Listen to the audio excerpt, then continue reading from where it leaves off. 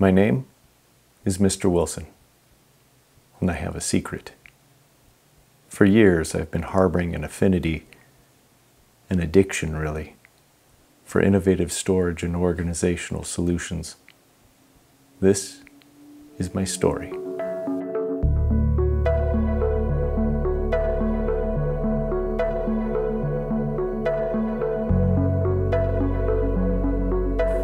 When you get into photography, and especially astrophotography, you'll most likely start accumulating large amounts of random things. You start off thinking, I'm just going to use a camera and I'll take pictures of people and stars with it, and you certainly can do that.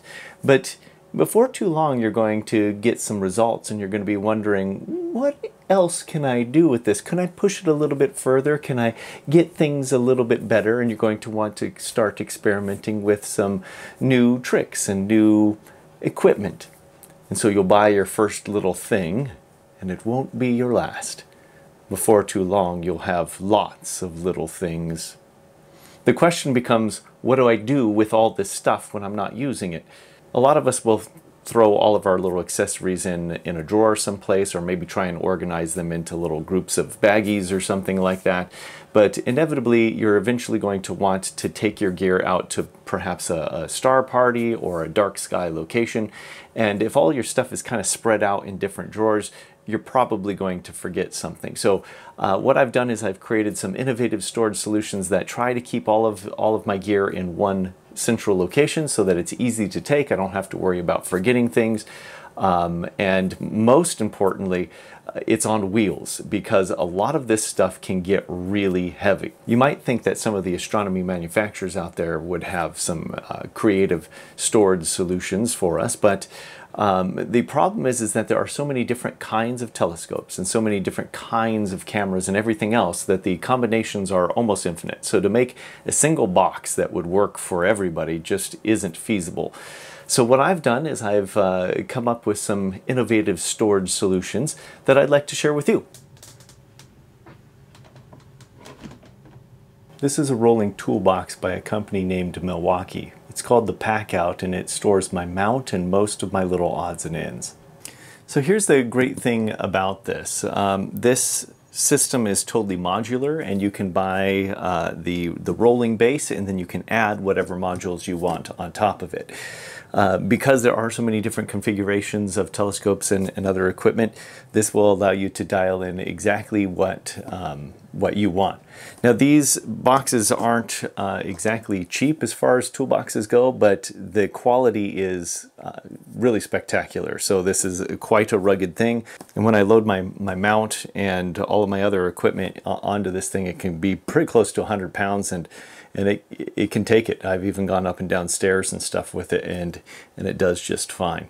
So I've got my setup configured in two main ways, kind of the everyday kit and then the everything kit. So right now, this is sort of the everyday kit. In the top box, I have cables and my cameras and a couple of other electronic things. You just pull this little switch and you can remove that like this. In the next kit down, I have all of my all of the optical train stuff is in this box. And in the bottom box, this is where I keep the mount. Now, I have another box that I can put on top of this if I want to bring everything. So that would be like if I want to bring my eyepieces. I have a little star tracker if I wanted to run another camera on a star tracker as well. I can put that on top of this as well. And then finally, I have one more bin that stores the larger things that won't really fit inside the box. So that's going to be like my portable battery power supply, the dew shield, maybe an extension cord reel, things like that. I can just toss that into the top. Here's my everything box. I can put the star tracker and some other things in here. And I have the odds and ends bin that I can put on top of this as well. All right, so let's take a look in my electronics box. You can see I've got my main astronomy camera here. I've got a blower bulb for cleaning off dust off the optics and stuff. this bin, this is where I keep the hand controller and the cable that goes with it. This is my main power supply here and the cables that go with that. In this bin I've got my networking cables. This is for my little router, which is right here. If you've seen my previous video on my setup, you know that the ASI Air Pro that I use doesn't have the great range, so I use this router to boost my signal. This contains little screws and little adapters and little things that I need to just be able to get things to work together. This bin contains a whole bunch of cables. I've got USB cables, power barrels, and other things. This is my focusing drawer, so I've got my focus motor controller in here, the temperature probe for my focus motor, and the USB cables for the focus motor are all in that bin. In this bin I've got my mount for my tablet, so I can attach my tablet to my tripod, and then there's also a cigarette lighter adapter power supply in here for powering my rig off of batteries. So if I close this, you can see then I've put labels on each of the bins so that I know exactly where everything goes.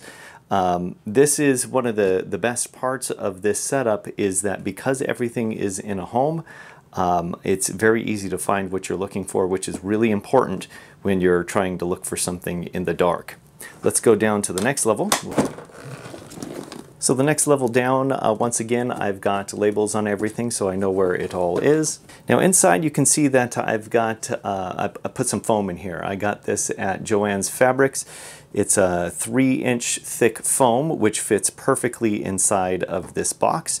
And then I used a hot knife to cut these custom little pieces out. So this is my tracking scope here. This is my off-axis guider. I've got a Barlow lens in here. I've got assorted extension tubes. This is my reducer corrector, some other, my SET adapter, a filter drawer, a camera rotator, my L-Extreme filter here, and my wideband filter as well. This is where I keep the ASI Air Pro. It's in a little padded container here. I've got a little tool.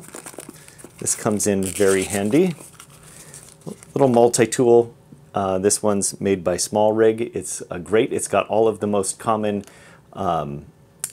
camera-sized tools on it. So little screwdrivers and Allen keys and stuff. I've got an astronomy grade laser in here.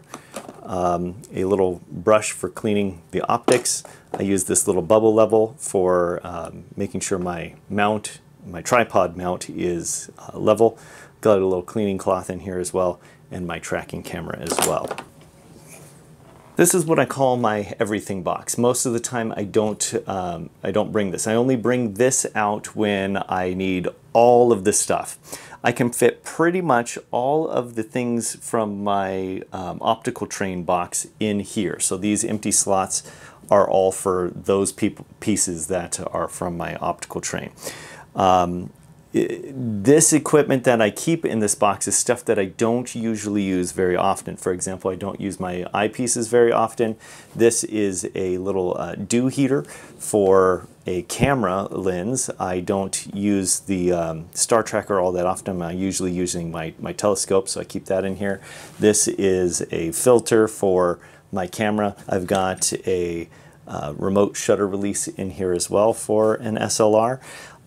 This box is quite deep, so what I was able to do here is put two little handles on the side, pull this out. You can see I've got this foam mounted to a piece of wood, and I've cut out little notches to accommodate the notches and stuff in the box. So I can pull this out, and then there's a second level down below. Here you can see I keep my star tracker in here. Another level, this is where I can put my guiding scope, and my Telrad viewfinder is in here as well. This is the reticle illuminator for the star tracker, and then here is the remote shutter receiver for my remote control. With this box, if I were going to a star party, it's got all of my optical stuff and my DSLR stuff in it. I can fill it up with all of those other things that you saw in the second box. That just drops back in place. This one has a nice handle on it too. And here's the fun part. This is where I keep my mount. The mount is extremely heavy, so I really like that this has wheels on it. So inside here you can see that I've got some blocks of wood that I've actually screwed to the bin. Here you can see that each of these screws goes through to these pieces of wood that are inside of here. The purpose of these blocks of wood is to hold the mount. So the mount itself has a very, I don't know, kind of an odd shape. So these little pieces of wood conform to the odd shape of the mount. So here, this is the mount. It is extremely heavy, and this is without the counterweights. Just the mount itself is very heavy. You can see that this part of it is at an angle. You can adjust this, so you could make it flat if you want, but this is the already adjusted for the latitude that I live at, so I don't want to have to reconfigure every time I use it. So I leave it at that angle, and then this little the shoe part is flat. So when I put this in, I'll put it in straight down, and these parts will line up with the little wood pieces that are inside.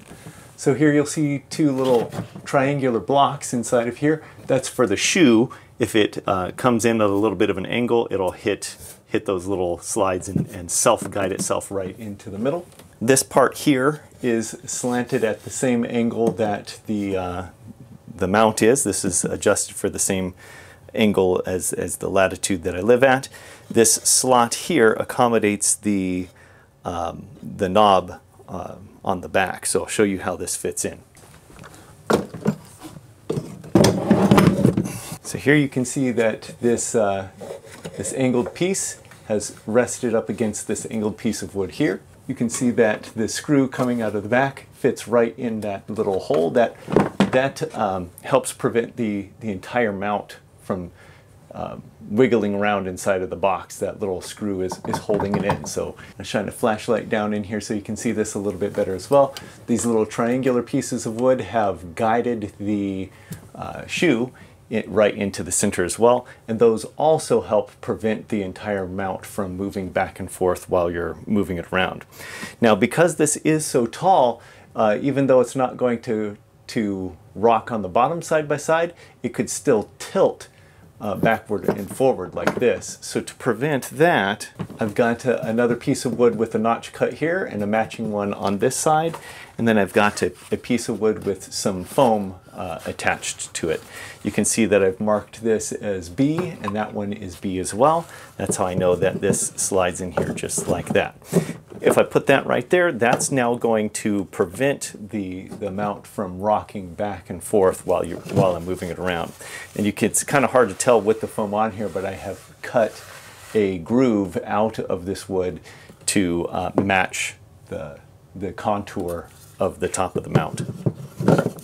Now once that's in place, I also have all this extra room on the side. And you can even see that there's another piece of wood here that appears to be doing nothing at all.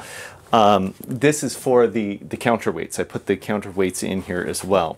So what I did was I kept the foam that this mount came with. This is the foam that originally held the counterweights. And I've just used my hot knife to kind of trim them down a little bit so that they'll fit inside of here. I've labeled them so that I know how to put them in. You can see this is B, and the knob for the counterweight goes up. So the B one goes on the B side, and it just sits right in here like this. And you can see there's another little piece of wood right here on the bottom. This is to hold the counterweight. It sort of rests on this knob, rests on this piece of wood, and rests on that piece of wood right there. It does say that the knob goes up on this one, so I put the knob up just like that. This is foam B, so now I take the foam B top. Usually I do this, I put this wood in after I'm done with this part. So that just goes right on top just like that. On the other side, you can see I've got a little notch here to accommodate this notch on the contour of the box itself. This just slides right in here like this. And that little piece of wood right here, can't quite see it, there's a little piece of wood right there. It's a shelf that this foam is going to sit on. So that just goes right in there. You can see I've cut out a little notch to accommodate my right ascension knob right there. This one says A, knob down this time. So this time the knob on my counterweight goes down right in that little slot. I take foam A top to put on top, and now it's going to hold it in place. Put my cross member to hold that in, and now those counterweights and the mount itself are in there nice and secure. I also have a hole here. I usually don't use this because I usually don't bring my star tracker with me, but if I do, this is the counterweight for the star tracker. So I just slide its little bar into that hole, tighten the knob down, and that's where the counterweight for the star tracker lives. The last piece is the accessory tray for the mount itself, and that just goes in here like this with that little tab right down, and it just snugs right in that corner right there. So everything except for the tripod can fit inside this one box. So that's got all the mount stuff, all the parts for my optical train, all the parts for the electronics, and then this is my assortment of large stuff bin that goes on top. Like I said, I keep an extension cord reel here. Here's my battery bank. This is a dew shield. I've got Batanov's mask. Whatever large, weird odds and ends that won't fit in other places, I can just toss them in this box. This is a tool called a hot knife. It's basically like a razor blade with a trigger on it, and you plug it in, and the razor blade gets really hot. It's the tool that you need for cutting all of those little foam inserts out of things. Basically,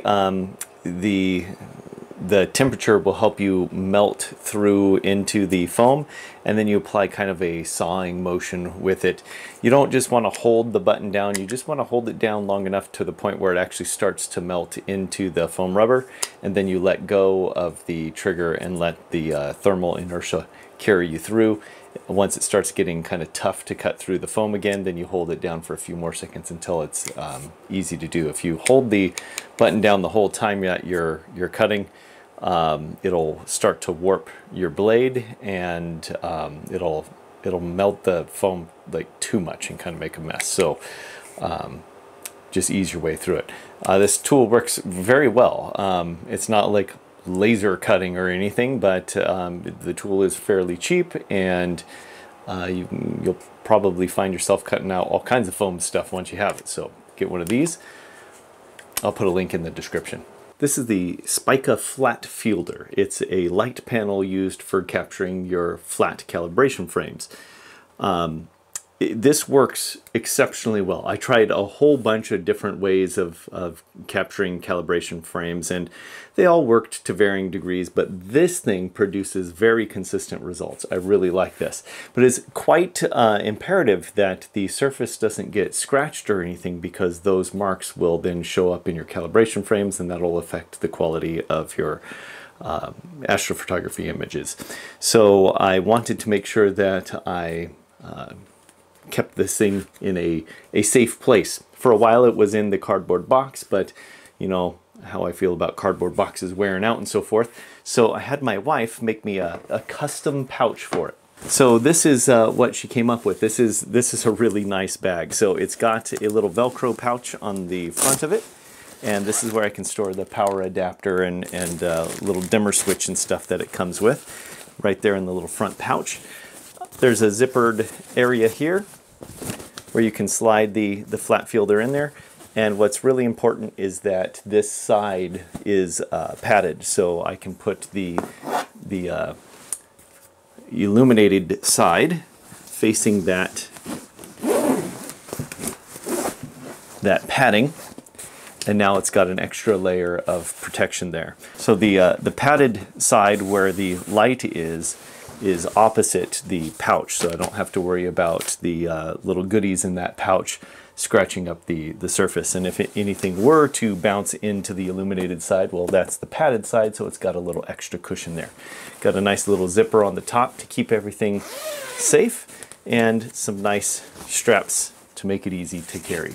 So this is a very cool custom-made pouch that my wife made. She is quite the artist with that sewing machine, and I really appreciate this. She did a great job. When it comes to storing your standard photography gear, there are some off-the-shelf options for you. So a couple of things that I've used. I've got the Canon backpack. This is a great backpack. It's for cameras. It's got a section in here where you can put your camera and your lenses, and you can move these little padded things all around inside of here to configure it for whatever size lenses and equipment that you have. Got lots of little zippered pouches on the inside there. It's got a pocket on the outside for your other goodies. It's got a big area here where you can put a jacket or something like that and just tie it down to the front. You've got some straps on the side that you can put like a small tripod or something, and little pouches on the side as well for battery chargers, extra batteries, and things like that. So the Canon backpack is an excellent choice for your DSLR. I just recently upgraded to the Peak Design backpack. I really like this backpack. It's quite pricey, but this is the nicest backpack I've ever owned. This is my everyday backpack. I take this back and forth to work. It's got a pouch on the back for your laptop. So laptop stores right in there. The arm straps, they have little magnets built into them, so they stay stuck out of the way. So you can put this in your drawer at work or whatever, and you don't have to worry about the straps like getting in the way or anything. It's got this nice little chest strap that it is really easy to clip onto the opposite armband, and then it's really easy to pop it off when you're done with it. It's got some hidden pouches, hidden little attachment things, like little bungee cords that you can strap across to put your jacket and stuff in there. It's got this really cool magnetic clasp locking mechanism here so that you can open it up and you can get to all your stuff in the top. And what's really cool is that this also opens up from the side. So here you can open it up from the side, and you've got all these little pouches and stuff where you can store your lenses and your camera. And these are foldable, so you can reconfigure them any way that you want to accommodate your gear. And they're all Velcro as well, so if they're just in your way, you can totally remove those little things and free up the entire volume of the inside. It's got zippers and little things on the inside flaps, and the other side opens up the same way, so you could reach all the way through the backpack if you wanted to. It's got some extra pockets on the side for storing water bottles or extra gear, and it even has this really cool like quick release keychain thing. I keep an SSD drive on here. You just pop that guy right off, and then you can pop it right back on. And it has a pass-through behind the arm straps where you can put it sideways and thread it through your rolling baggage if you're taking it to an airport or on a trip or something like that. Little leather hand strap at the top for carrying it around. And it's got a bunch of other little hidden pockets and other little goodies as well. This is a really nice backpack. I really like it. It's got little special loops that you can loop through to keep your zippers locked so nobody gets into your bag if you're on a train or a bus or something like that. Just tons of great features. If you haven't heard of Peak Design, they make all kinds of camera gear.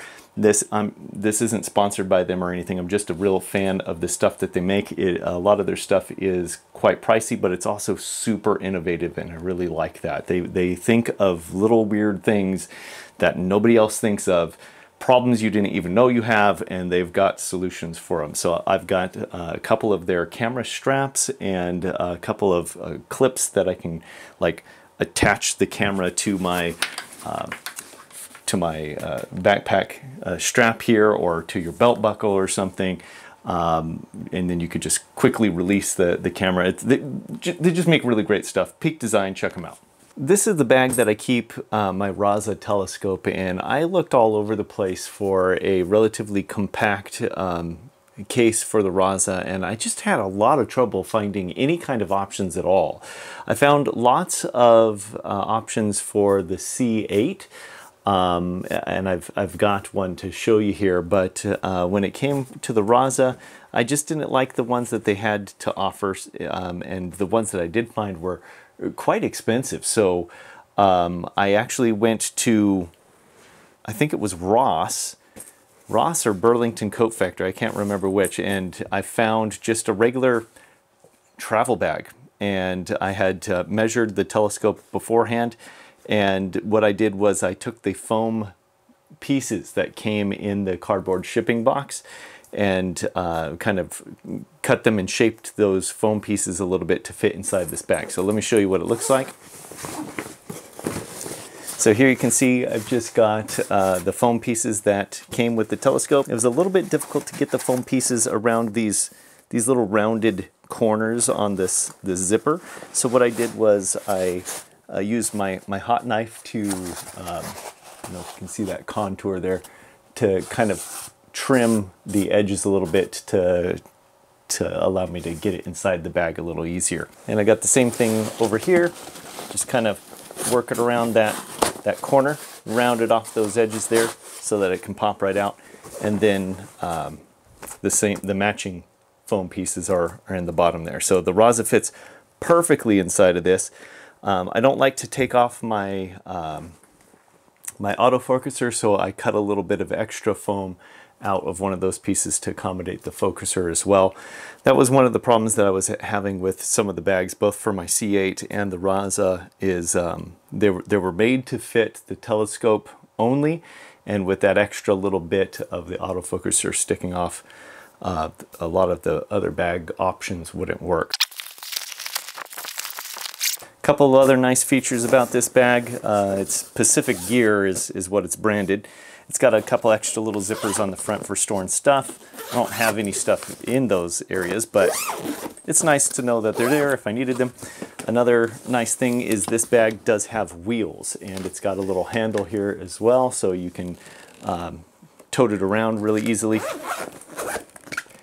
And there's another little pouch on the front right there as well. All in all, I think I got this bag for like 20 bucks, maybe 30 bucks, somewhere right around there. And yeah, you're not going to find anything from a telescope manufacturer company for that price range. This is my Celestron 8 SE telescope. I bought this used from a colleague at work. I got the telescope, this bag, that battery bank, and a couple other accessories and stuff, including that tel rad and a few other things, for $1,000. So I got a great deal on this telescope.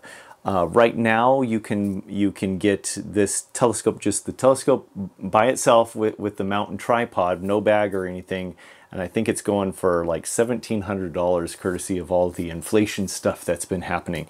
So it got a great deal on it. The bag alone goes for at least a couple $100. I'm going to show you what this bag looks like. There's several options for the 8 SE telescope. It's one of the most popular telescopes like ever, so they've got lots of options for it. This bag has the name Sirius on it, Siriustech.com. It's got a pouch in the front that I do keep the user manual and some other accessories in there. It's got very sturdy straps and handles for carrying the telescope around. And it's got this nice like over-the-shoulder strap as well. I will say that this bag is unnecessarily large for the telescope that's inside of it. If I bring in my other bag, this is for the RASA, just for comparison. The RASA is actually a larger telescope. It's a little bit longer than the 8 SE is. Now, granted, the 8 SE has a little mount thing attached to it too, a little Alt-Az mount, but that's not very large and doesn't really take up a whole lot of extra room. So the fact that I could get this bag and it's much smaller compared to this one, it's definitely padded. That's what's in this. That's what's making it so large, is a lot of padding. So let's take a look. These big buckles just disconnect like this, and then I usually like to pop off the shoulder strap as well. So here you can see the C8 telescope and the little alt-az mount that comes with this unit.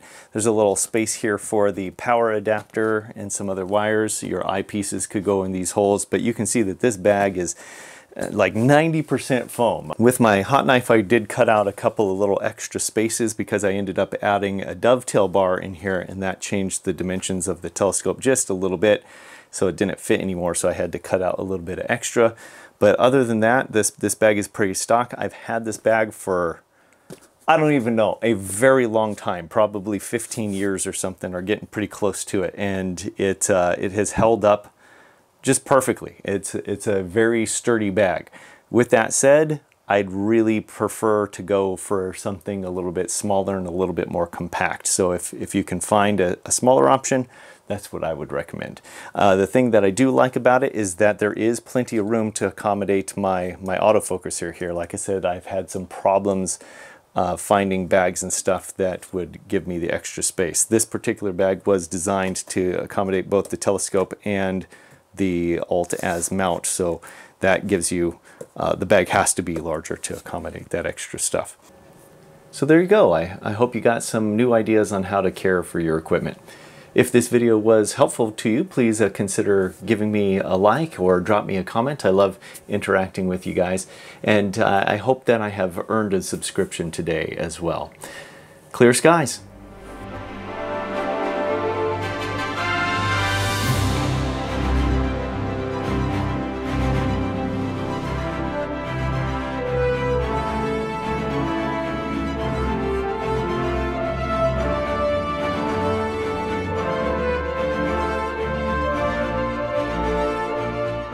And then it's got a pass-through right behind the